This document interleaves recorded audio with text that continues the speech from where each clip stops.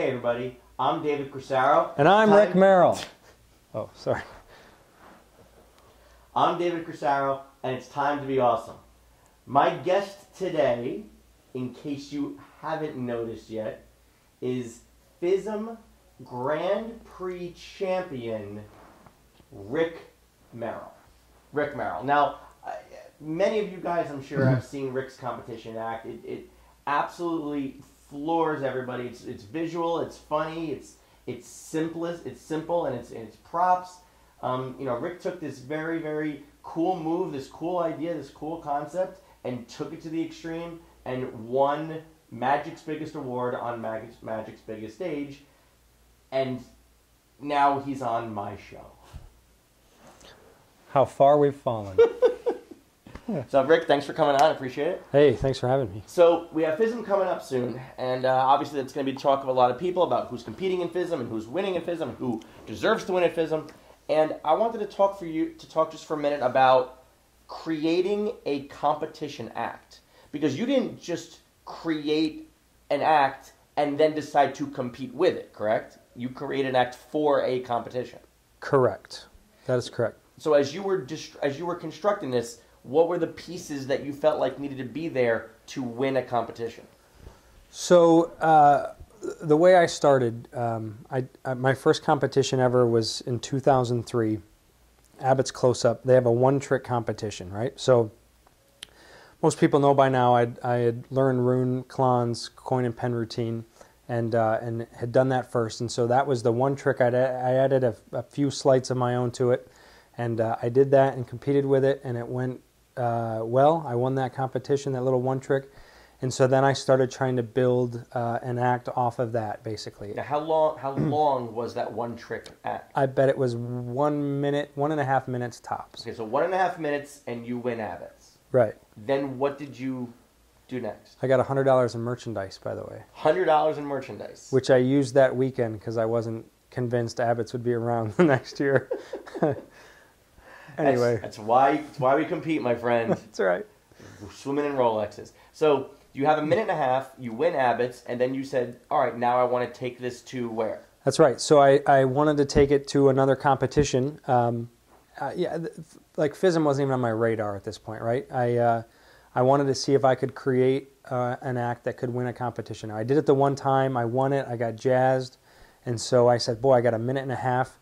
There's a convention coming up next, March. Maybe I can have 3 minutes by then, 4 minutes. And that's really what I tried to do. When was Abbott's? When during the calendar year? So Abbott's was in March. And this other competition was in? I think it was the next year in April or something. So you looked a year out, and your goal was to take your 1.5 minute act and make it a 3-minute act. Yeah, well, I wanted it, maybe not that, maybe it was 4 minutes, but I wanted to make it bigger. And then I thought, if I did well at that, then maybe I could, I kind of looked at the IBM or SAM National Convention, like thinking maybe I could compete at that if I was good enough. So my second competition was the International Battle of Magicians in Canton, Ohio. And I took second there.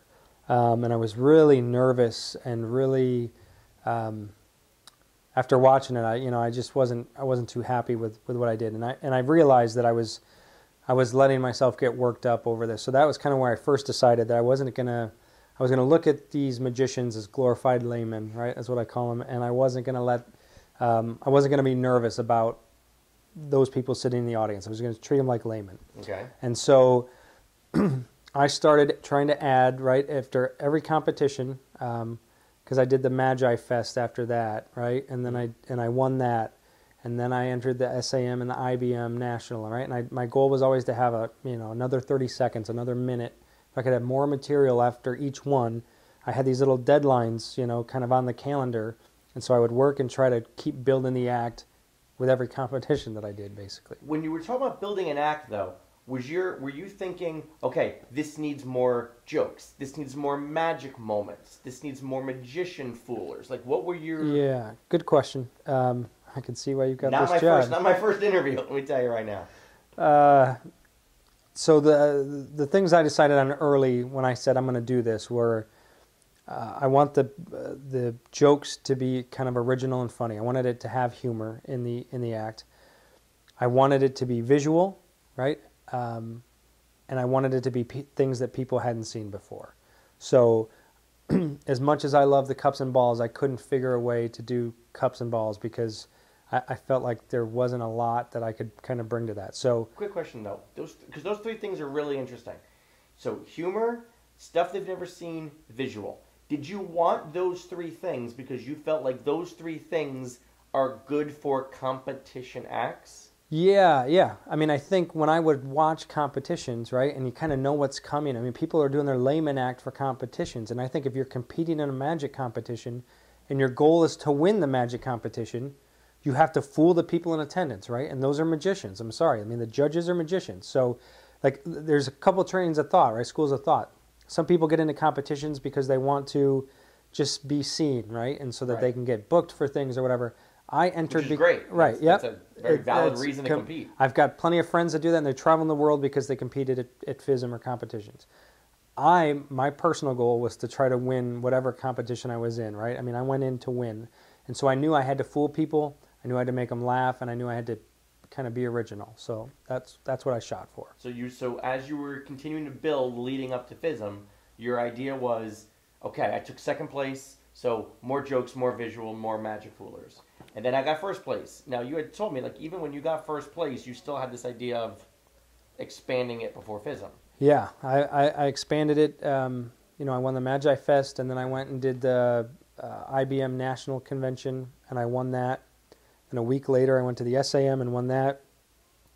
And even then, right, I knew that then that fall, I went and competed at Macmillan's in London, and that was my first like real shot at seeing international competition. And so I went there and I took second, and I realized that the act that beat me would beat me again if I didn't make a change, right? So, and the act was Martin Isola from Germany. It's a fantastic act, and when I saw that, I was like, holy cow, I'm going to have to up my game, right? So, and it's just because I wanted to win. So really, some people have got their act and they just keep doing it, and maybe they win, maybe they won't, but if I take second to something because an act's better, then I got to figure out a way to make it better than that. So, and that was when I had most of the act done by then, but that's when I added the jumbo Sharpie and the jumbo coin sequence where they vanish and reappear and stuff. So that was like a 30, 45-second bit that kind of just took my act up to another level. And it was only after you took that second place that you said, then you started to deconstruct it. Okay, right. If I compete against this guy again, there's no reason to think I would beat him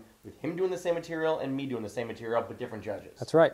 Yep, that's exactly right. There's an element of real brutal honesty that you have to have with yourself.